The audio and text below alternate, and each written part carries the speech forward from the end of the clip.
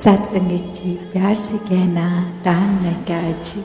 ये एक आइडेंटिटी, ये सत्य जो हमेशा से सच था और सच रहेगा, आज भी सच है, जो समय के साथ बदलता नहीं, जो परिस्थितियों के साथ बढ़ता घटता नहीं, इसकी कोई शुरुआत नहीं, इसका कोई अंत नहीं।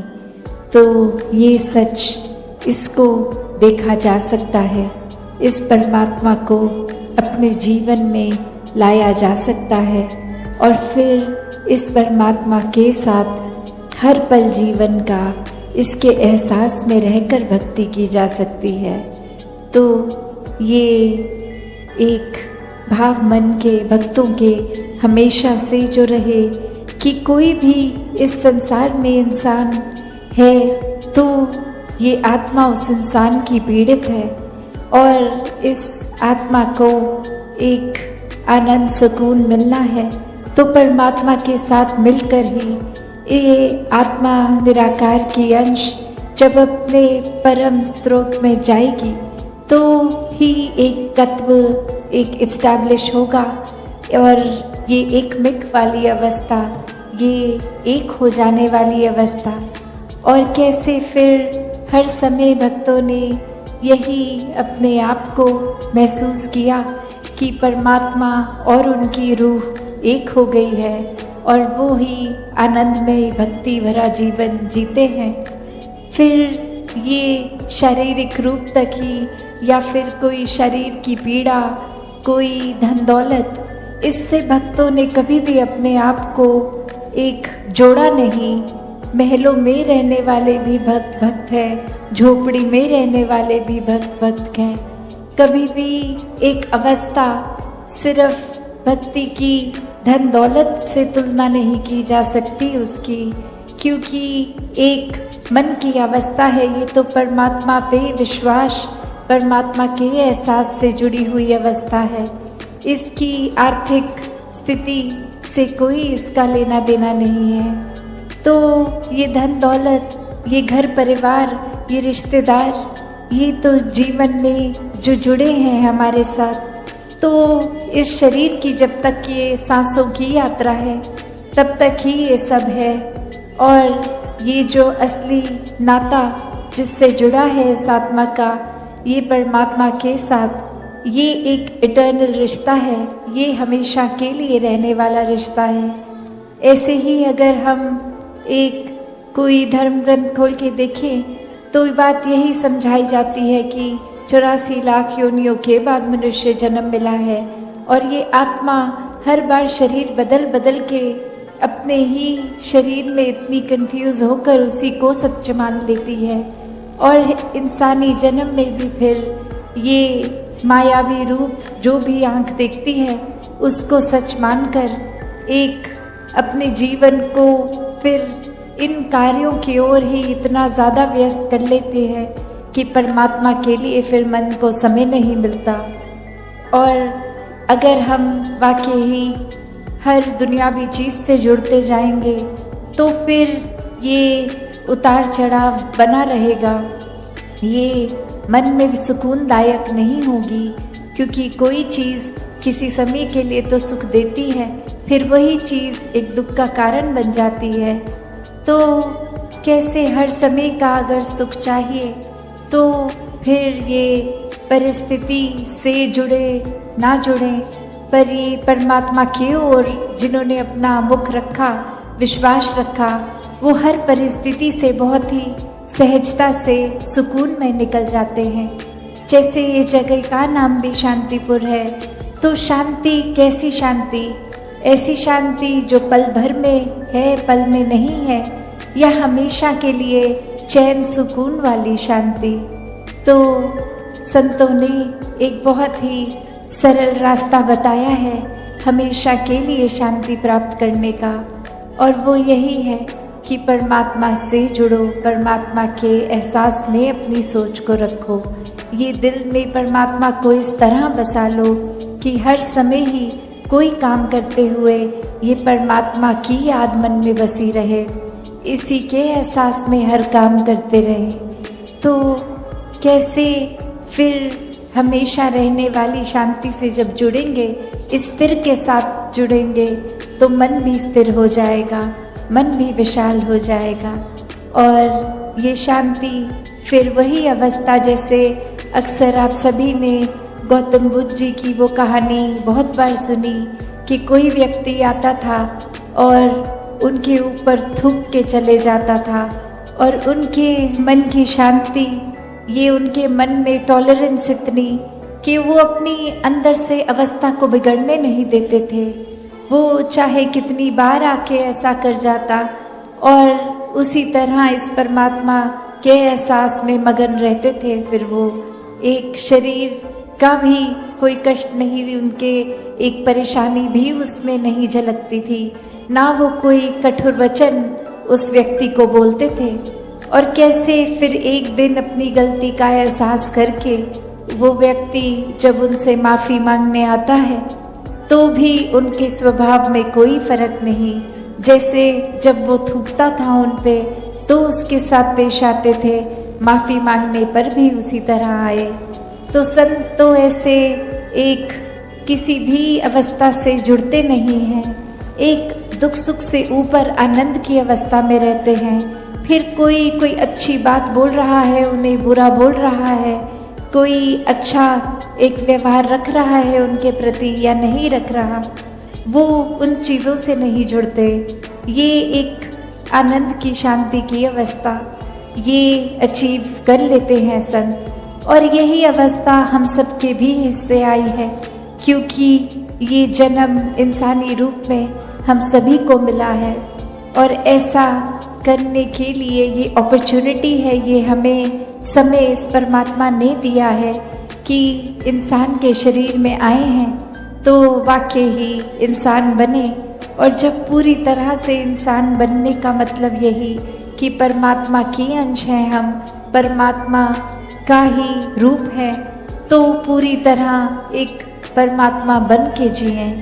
तो कैसे हर किसी में वो पोटेंशियल है, every soul is potentially divine, कि वो एक अपना दैवीय रूप हर किसी का जो है उसको इंसानी जन्म में जिया जा सकता है और पूर्णता से खुद को इस परमात्मा के साथ जोड़ा जा सकता है।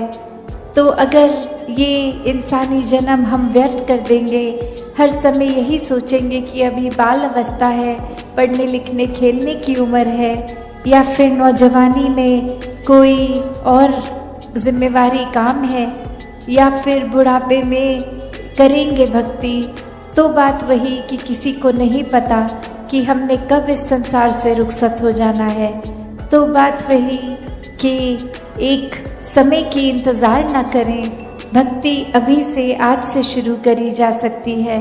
इस परमात्मा से जितना गहरा नाता बनाएंगे, हमारे सारे सांसारिक कार्य, सब जिम्मेवारियां, वो भी बहुत ही सहजता से स्वाभाविक रूप से निभ जाएंगी। एक उसको अच्छे से निभा लेंगे, और प्राथमिकता फिर भी परमात्मा अगर है तो, वरना तो ये जिम्मेवारियां निभाते निभाते वो जिम्मेवारियों को हम बोझ भी समझ लेते हैं।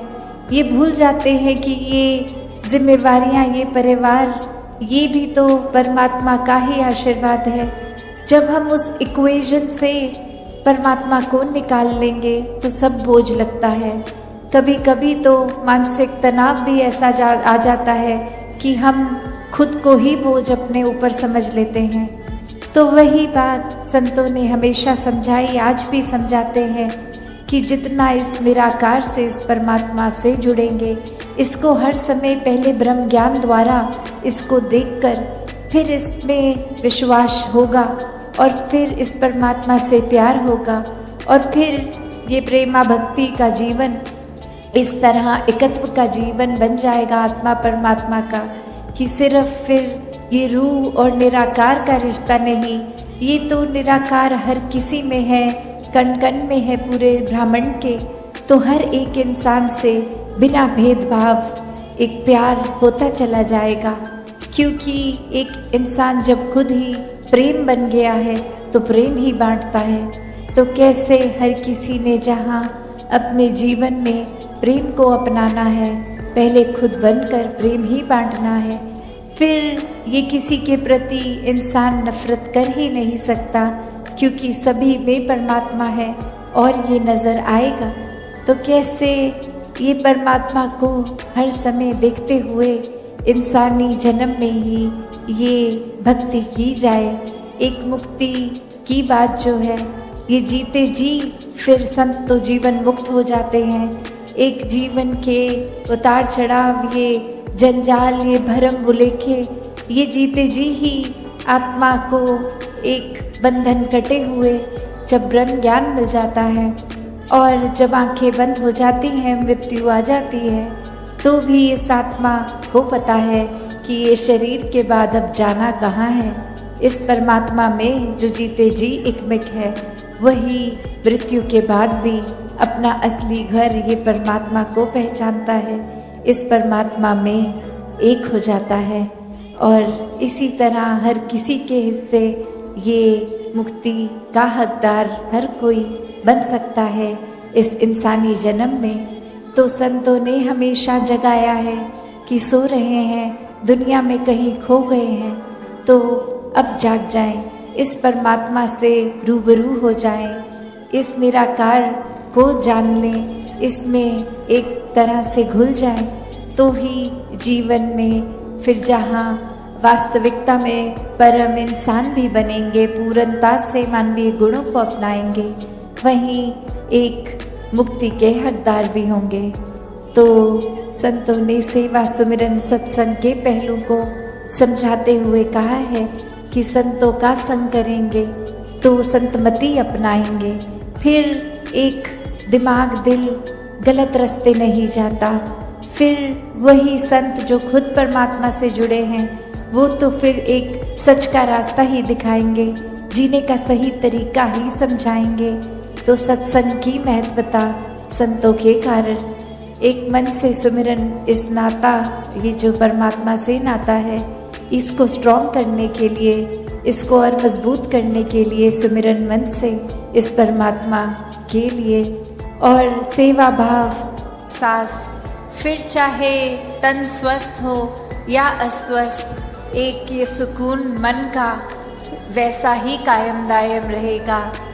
तो ऐसा जीवन संतों ने समझाया है कि ऐसा जीवन जीना एक पॉसिबल है, हर एक के लिए ऐसा जीवन जीना एक मुनासिब है।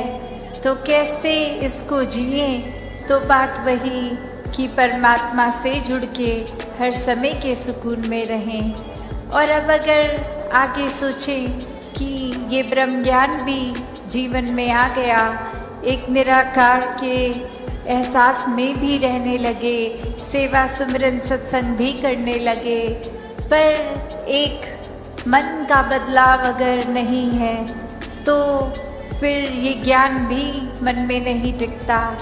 और मन से जुड़ी हुई जो पहली चीज़ आती है वो अहंकार तजना, वो एक समर्पित भाव, मन को एक अपने होने के इस एहसास से हटना होगा और इस परमात्मा के लिए हमेशा अर्पित रहना है, एक सेवा में अर्पित रहना है।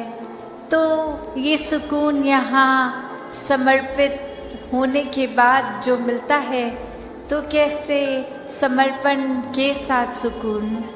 तो अपने जीवन में जहाँ हम समर्पण की बात करते हैं, तो ये समर्पण कैसा समर्पण है?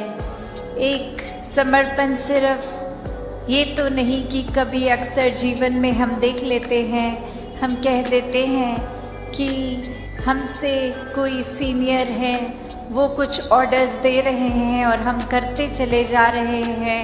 अक्सर किसी ना किसी प्रोफेशन में देखा है, ऑफिसेज में या किसी भी सर्विस में, तो एक सीनियर का ऑर्डर मान लेना या फिर कोई अथॉरिटेटिव पर्सन, कोई टीचर, कोई और इस तरह से जो हम पे कोई बात करते हैं और वो मान लेना, वो अक्सर ये रूप उसका समर्पण का नहीं बन पाता, क्योंकि ये रूप तो वो डर से है कि वो जो कह रहे हैं वो करना ही होगा, वरना नौकरी से निकाल दिए जाएंगे, वरना फिर कोई और इस बात की रेपकशन हो सकती है। तो एक वो बात मानना वो हर प्रोफेशन में हो जाता है, पर मन वहाँ समर्पित नहीं होता। वो किसी भय के कारण या किसी और अन्य कारण से समर्पण होता है। तो यहाँ समर्पण होना मतलब एक दिल में प्रेम को रखते हुए प्रेम से समर्पित होना, ये प्यार से अपने आप को खोकर सिर्फ इस परमात्मा का होकर, ये समर्पित भाव मन का अगर इस तरह का समर्पण है तो वो मुबारक समर्पण है। तो कैसे एक अक्सर बात ये होती है कि हमने समर्पण अगर कर दिया तो ये जो इतने सालों में अक्सर अगर हम सोच के भी देखें कि छोटी उम्र से ही पढ़ते लिखते एक डिग्रियां मिल गई, एक हमें कोई और उपाधि मिल गई, तो ये कमाने के लिए चाहे कितने वर्ष लग गए, पर जब समर्पण की बात आती है, अहंकार को तजने की, अहंकार गंवाने की, तो उसमें उतने ही साल नहीं लगते। ये तो एक पल में ही समर्पण हो जाता है। जैसे ही ये मन समझ लेता है कि ये शरीर मैं नहीं हूँ, ये आत्मा का असली रूप परमात्मा है और शरीर ने तो अपनी यात्रा कुछ सालों में करके इसका एक विनाश हो जाना है, तो कैसे ये समर्पित जीवन जिया जाए जब तक जीवन है। तो बात वही एक कहानी के साथ तासतनी रखना चाहेगी कि एक बार एक गुरु के पास शिष्य आता है जो काफ़ी सालों के बाद, और आते ही अपने गुरु के आगे 1000 सोने की गिनियाँ दे देता है और ये कहता है कि इतने वर्ष मैंने काम काज किया और बात मन में यही आती रही कि आपके सामने आशीर्वाद लेंगे जब 1000 गिनियाँ पूरी हो जाएंगी, और आज ये बोरी भर के आपके पास ये समर्पित करने के लिए आए हैं और आप इसको कबूल कीजिए। वही वो गुरु वो लेकर सामान अपने शिष्य से कहता है कि ठीक है, तुमने ये दी, मैंने स्वीकार करी, और अब ये जो सामने नदी बह रही है, सारी की सारी ये गिनियाँ उस पानी में बहा दो। और अब वो शिष्य के मन में सवाल कि क्या ये एक क्या ही बात हुई, इतनी मेहनत जो करी कि गुरु को देंगे और अब वो दे भी दिया, तो उसके बाद वो इसको अपने पास नहीं रख रहे हैं, वो इसको नदी में बहाने को कह रहे हैं। तो वही वो सवाल कि क्या फिर वो समर्पण था कि अगर एक क्या होगा अब उस वस्तु का, जिस तरह हम देना चाह रहे थे वो उस तरह अपनाई नहीं गई, उसको साथ तो कुछ और ही करने को कह दिया। तो वही ये ख्याल जहाँ उस शिष्य को आया और फिर वो अपने मन पे किसी तरह काबू करके, क्योंकि अब गुरु ने कहा था तो वो फॉलो करने के लिए किसी भी सोच विचार के साथ चला तो गया नदी किनारे कि ठीक है, अब कहा है तो ऐसा ही करना होगा।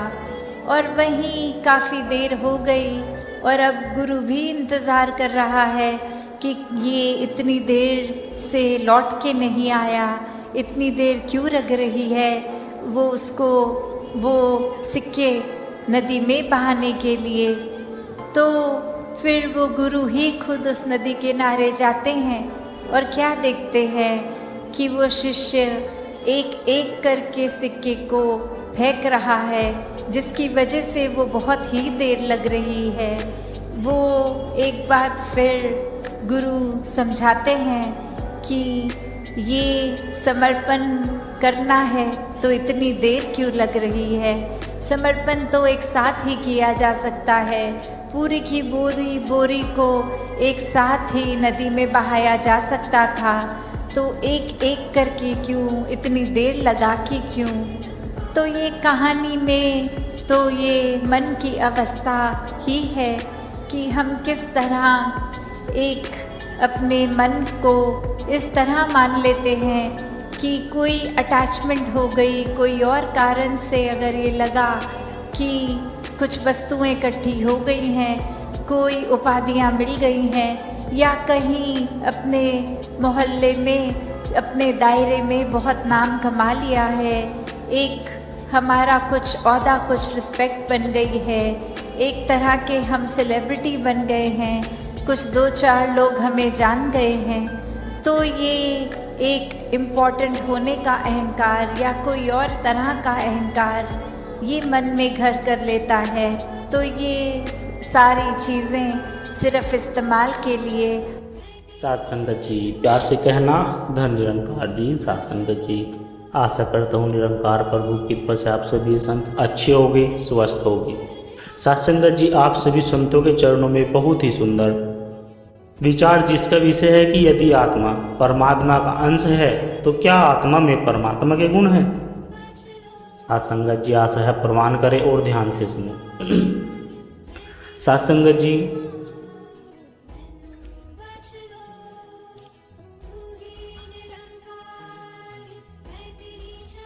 साथ संगत जी, यदि आत्मा परमात्मा का अंश है तो क्या आत्मा में परमात्मा के समस्त गुण का समावेश है या नहीं? इसकी जानकारी से पहले सबसे पहले हम यह जानेंगे साथ संगत जी की ज्ञान क्या होता है।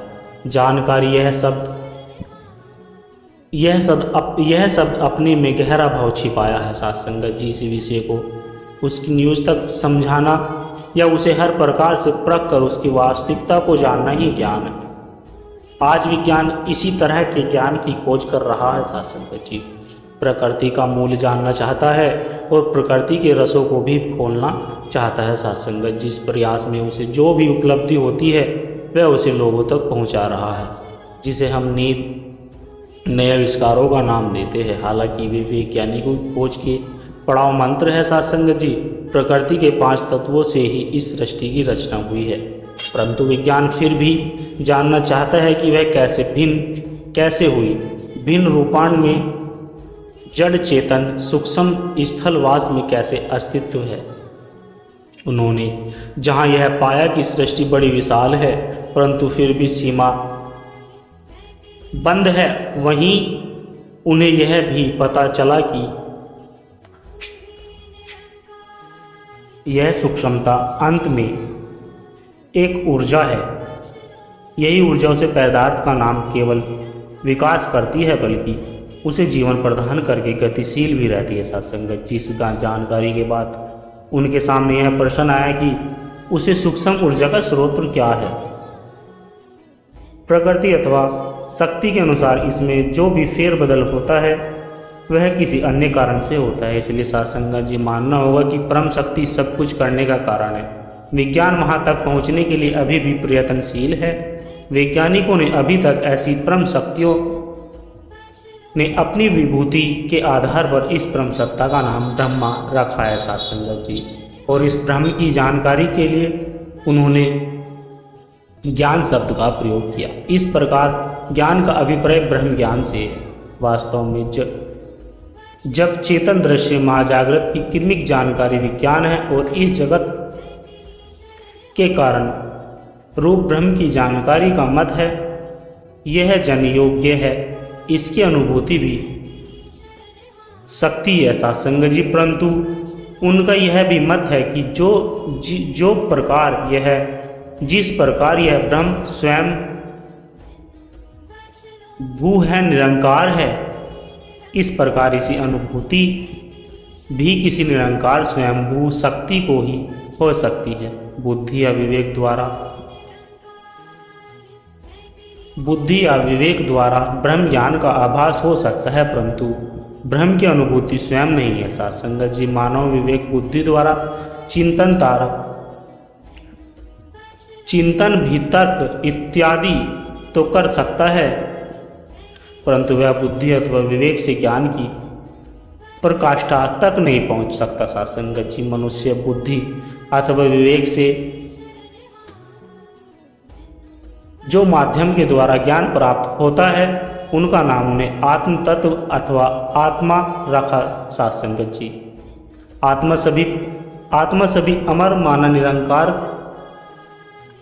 और स्वयंभू घोषित किया। यह विचार करने की बात है कि यह आत्मा क्या है, क्या ब्रह्म और आत्मा दोनों का परस्पर कोई संबंध है या नहीं, यह दोनों कोई भिन्न भिन्न शक्तियाँ है जिनका एकीकरण ब्रह्म प्रताप माना जाता है। तो साथ ही साथ संगत जी, इस संदर्भ में वैज्ञानिकों की खोज भी महत्वपूर्ण है। उन्होंने अपने परीक्षणों से यह पाया कि प्रकृति का एक एक कण महान शक्ति का भंडार है। उन्होंने विचार किया कि यदि एक कण में इतनी शक्ति है तो पूरा ब्रह्मांड क्या ऊर्जा का ही दूसरा नाम तो नहीं। उन्होंने यह भी देखा कि अणु भी कुछ सूक्ष्म कणों का मिश्रण है, जिन्हें इन्होंने इलेक्ट्रॉन, प्रोटॉन, न्यूट्रॉन आदि नाम दिए। पदार्थ का सूक्ष्म तत्व अणु में स्थित इन अति सूक्ष्म कणों को भी साथ संगत जी जब जोड़ने का प्रयास किया गया तो वैज्ञानिकों को यह जानकर हैरानी हुई कि इनका तो कोई अपना अस्तित्व ही नहीं है। ऊर्जा तो एक लहर की तरह है। इस निष्कर्ष के बाद वह परीक्षण कर रहे हैं कि क्या इस लहर को एक मिसाल सृष्टि का मूल समझ लिया जाए। अभी वैज्ञानिक इस विषय पर परीक्षण कर रहे हैं। साथ संगत जी, खोज लगातार जारी है। सृष्टि और ऊर्जा का मूल तलाश करने का प्रयास बराबर हो रहा है। साथ संगत जी, अभी वहाँ पर वह पर लगे हुए मंजिल उनके लिए धूमिल है, दूर है। वैज्ञानिकों को भी इस पर चलने दिया जाए और आध्यात्मिक दार्शनिकों और मनुष्य के सिद्धांतों पर विचार किया जाए। साथ संगत जी, ताकि हम उनके द्वारा कहे कि सृष्टि के मूल अर्थात ब्रह्म के बड़े में ज्ञान की चर्चा कर सके। साथ संगत जी, इन ब्रह्म देवताओं का कहना है यह ब्रह्मांड स्वयं में एक शक्ति है। कण कण में विद्यमान शक्ति इसका प्रमाण है, क्योंकि किसी अंग में यदि असीम शक्ति हो तो शक्ति हो तो पूर्ण में तो उनका अनंत होना स्वाभाविक है। ब्रह्मवर्ताओं का मत है कि ब्रह्मांड इसी ब्रह्म का विस्तार है, पर ब्रह्म का विराट स्वरूप है। साथ संगत जी, यह ब्रह्म स्वयं भूमि है, यह निरंकार है, समस्त अस्तित्व इसी के कारण है और इसके सिवाय संसार में कोई अन्य ही नहीं है। तो साथ संगत जी, सवाल यह उठता है कि यदि यह सत्य है कि ब्रह्म आप विस्तृत है, समस्त अस्तित्व का कारण है, तो फिर इसे जानने की किसको जरूरत है? दूसरा कौन है जिसे जानना है? तो साथ संगत जी, तत्वदर्शी समझते हैं कि यदि शरीर का कोई अंग अपने आप को शरीर से अलग समझने लगे तो उसका यह भ्रम हटाना ही उसे शरीर का ज्ञान देता है। यदि उसे अंग का पता चल जाए कि मैं अंग हूँ पर स्वयं शरीर भी हूँ, तो उसकी यह भावना समाप्त हो जाएगी। इसी प्रकार आत्मा जो मानव शरीर में स्थिर रहकर इसे चेतना प्रदान करती है वह परमात्मा का अंश है, परंतु ब्रह्म बस अपने आप को अलग समझती है। शास्त्रवृत्ति उसे जब यह ज्ञान हो जाता है कि वह परम अस्तित्व का अंश है, वो परम ही है, परमात्मा ही है, तो उसका भ्रम टूट जाता है, उसका भलाई भाव समाप्त हो जाता है। आज्ञा के कारण सात्संग जब मनुष्य कहता है कि मैं हूँ, तो वास्तव में वह एक भ्रम पाल रहा होता है, वरना वह तो है ही नहीं। अपने निज स्वरूप को विस्तृति कर उसने स्वयं नाम रूप की सृष्टि रची हुई है और उसी सृष्टि के दल में फंसा हुआ है। हालांकि उसकी सृष्टि एक कल्पना है, सात्संग जी, सत्य नहीं। प्रश्न यह उठता है कि हमारी आत्मा को भी भ्रम हो सकता है। सात्संग जी, यदि आत्मा को भी भ्रम हो सकता है तो यह कैसे? सात्संग जी, निश्चित तौर पर कहा जा सकता है कि आत्मा द्वारा ही परमात्मा का ज्ञान हो सकता है, जिससे हमारी आत्मा ब्रह्म ज्ञान सात्संग जी वह उसका ब्रह्म मंत्र हो। हमने आत्मा को भी परमात्मा के सदृश्य स्वयं निरंकार माना है, तो क्या निरंकार स्वयं भक्ति भी भ्रमित हो सकती है? यदि आत्मा भ्रमित हो सकती है तो परमात्मा कुछ भी नहीं। मंत्र आत्मा का भ्रम है, फिर यह परमात्मा इत्यादि केवल भ्रम मंत्र होते हैं। लेकिन वास्तविकता यह नहीं कि आत्मा में नहीं बल्कि जड़ता में, जोड़ता में है।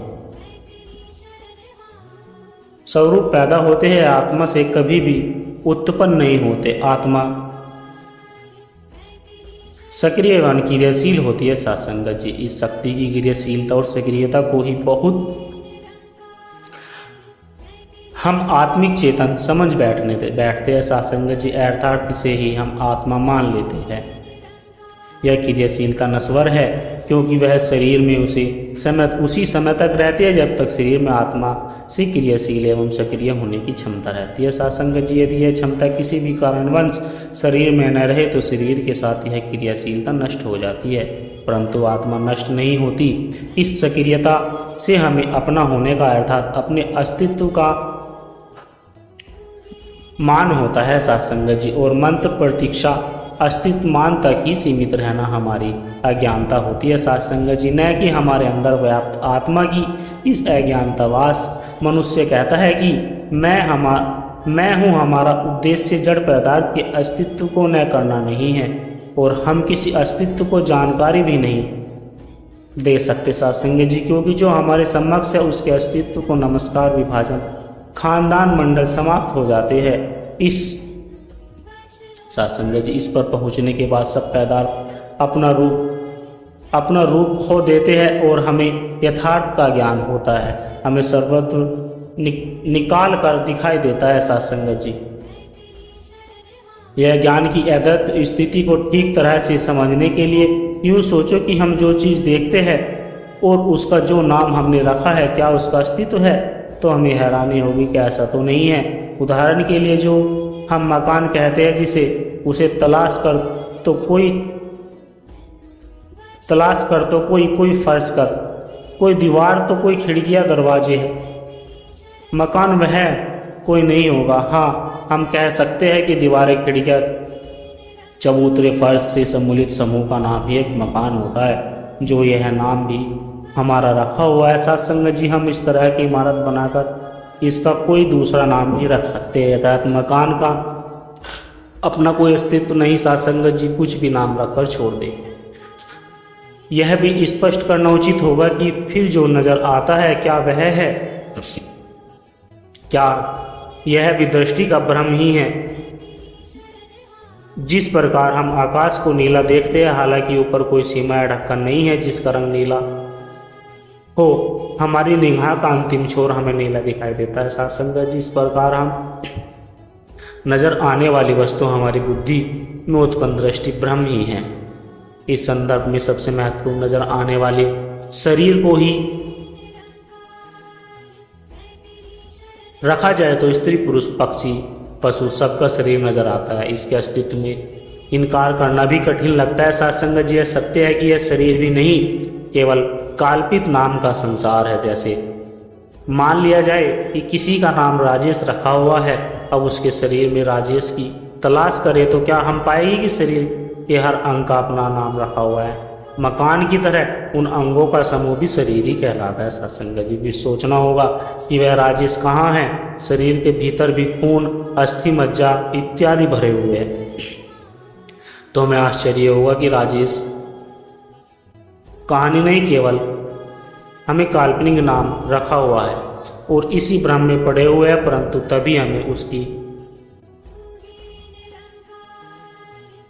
तभी अरविंद के मुख से यह आवाज सुनाई देती है कि राजेश हूं। तो अब सोचना, राजेश है तो अब सोचना होगा यह मैं हूं या कौन है? तत्वदर्शियों का मत है सत्संग जी, यह मैं ही समस्त आज्ञा का मूल हूं। मैं के कारण ही सभी भ्रम है और सभी दुख है, परेशानियां हैं। बिना अस्तित्व के ही किसी के होने को मान लेना एक ऐसा भ्रम है जिसका इलाज बहुत कठिन है। सत्संग जी, इसी महीने पूरी मानव जाति को परस्पर लड़ाई झगड़ों में उलझा दिया है।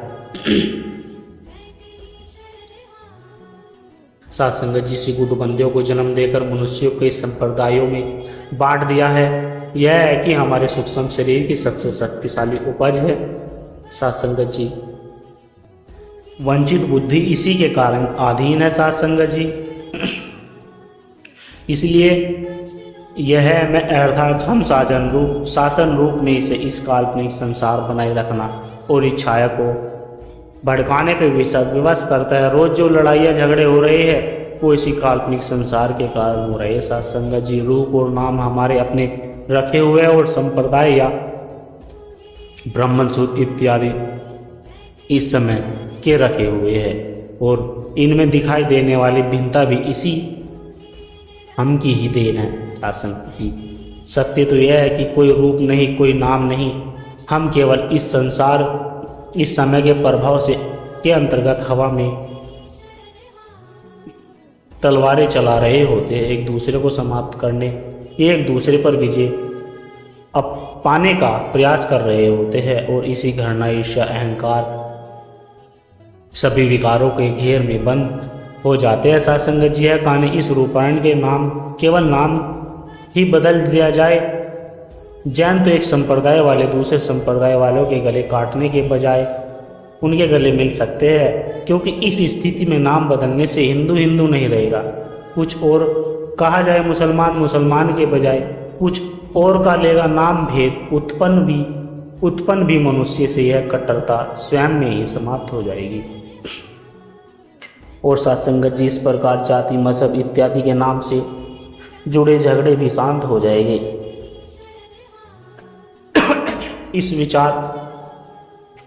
इस बात पर विचार करना बहुत आवश्यक है, क्योंकि इसी बात के ब्रह्म का नाश करना, इसी को अपनी वास्तविकता स्वरूप की जानकारी प्राप्त करनी है, इसे ही ब्रह्म का उपदेश होना है साथ संगत जी। क्योंकि इसका कोई भिन्न अस्तित्व नहीं है कि यह किसका अंश है। हम गहराई से सोचे तो पता चला कि यह एक वास्तव में बूंद को सागर बनाने की,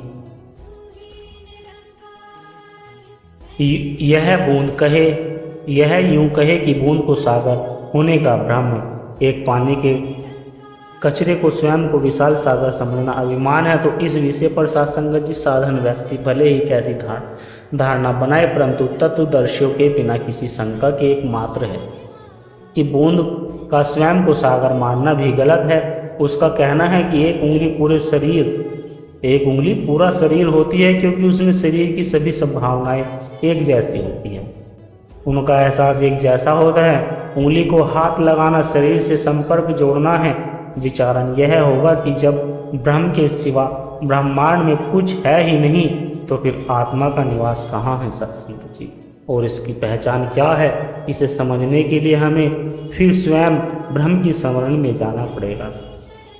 इसे न जानने के कारण हम इसके बड़े में पूरी तरह विचार करने में भी समर्थ है, परंतु शरीर के विभिन्न अंगों के माध्यम से इसे कुछ समझा जा सकता है साथ संगत जी। जिस प्रकार पूरे शरीर के अंगों के नाम भिन्न भिन्न होते हुए भी और अपने कर्म करने के तरीके अलग अलग होने पर भी हम उनको शरीर से अलग नहीं मानते, वे शरीर के ही भाग होते हैं। हम उन्हें शरीर से काटते नहीं, बल्कि जो काटिया रखते हुए उन्हें अलग नाम से पुकारते। ऐसा करने से न तो उनका अस्तित्व अलग होता है और न ही वे शरीर से अलग होते हैं। ऐसा संगत जी, इसी प्रकार स्थल सूक्ष्म शरीर से संपर्क रखने वाली इस परम सत्ता को आत्मा का नाम दे दिया जाता है, अन्यथा नया अलग अस्तित्व रखती है और न ही उसके लिए किसी अलग जगह की जरूरत होती है। क्या आत्मा परमात्मा का अंश है, तो क्या आत्मा में परमात्मा के समस्त भाव है और गुणा का समावेश है? तो साथ संगत जी, उदाहरण के लिए ईश्वर निरंकार है, स्वयं प्रभु है, साक्षात शक्ति है, अजर है, अमर है। तो क्या आत्मा का उत्तर स्पष्ट है कि हाँ, क्योंकि आत्मा का कोई कर्ता नहीं, स्थूल सूक्ष्म शरीर भी नहीं, किसी समाधान पर आश्चर्य नहीं, प्रकृति के किसी तत्व से इसकी रचना नहीं हुई है, प्रकृति के साथ इसका जन्म हुआ न उसके साथ विनाश होगा। इसलिए इसे अजर अमर मानने में कोई आपत्ति नहीं, इसमें कोई फिर बदलाव भी नहीं हो सकता, क्योंकि यह प्रकृति किसी तत्व से प्रभावित नहीं होती साध संगत जी, इसलिए इसे एक रस भी माना जाएगा। यह रूप रस स्पष्ट गढ़ और शब्द का प्रभाव ग्रहण नहीं करती, इसलिए इसे आल्पित निरंकार कहा जाता है। कि आत्मा जब परमात्मा की तरह केवल स्थायी ऊर्जा है तो इसका अंश ही होगा, क्योंकि केवल परमात्मा ही अनंत ऊर्जा का भंडार है। जब परमात्मा का अंश है तो यह भी स्वतः सिद्ध है, यह भी परमात्मा की भांति निरंकार है और एक रस है, अजर अमर है। अंश और कल का आपसी संबंध होता है, अंश का कल से संबंध सहज होता है। इस दृष्टि से परमात्मा की अनुभूति आत्मा की जानकारी है और ईश्वर का आत्मा का दर्शन है। यही ज्ञान हमारे जीवन को और सार्थक प्रदान करता है। साध संगत जी, बड़े प्यार से कहना धन निरंकार जी। साध संगत जी, दास के द्वारा कहे गए प्रेरणादायक कहानी विचार यदि आप जी को अच्छी लगी हो तो वीडियो को लाइक करें, शेयर करें और साथ संगत जी कमेंट बॉक्स में अपनी राय साझा जरूर करें। और दास को आशीर्वाद दे, हर रोज आप जी के चरणों में ऐसी सुंदर सुंदर प्रेरणादायक कहानी विचार लेकर आता रहूँ। साथ संगत जी, प्यार से कहना धन निरंकार जी।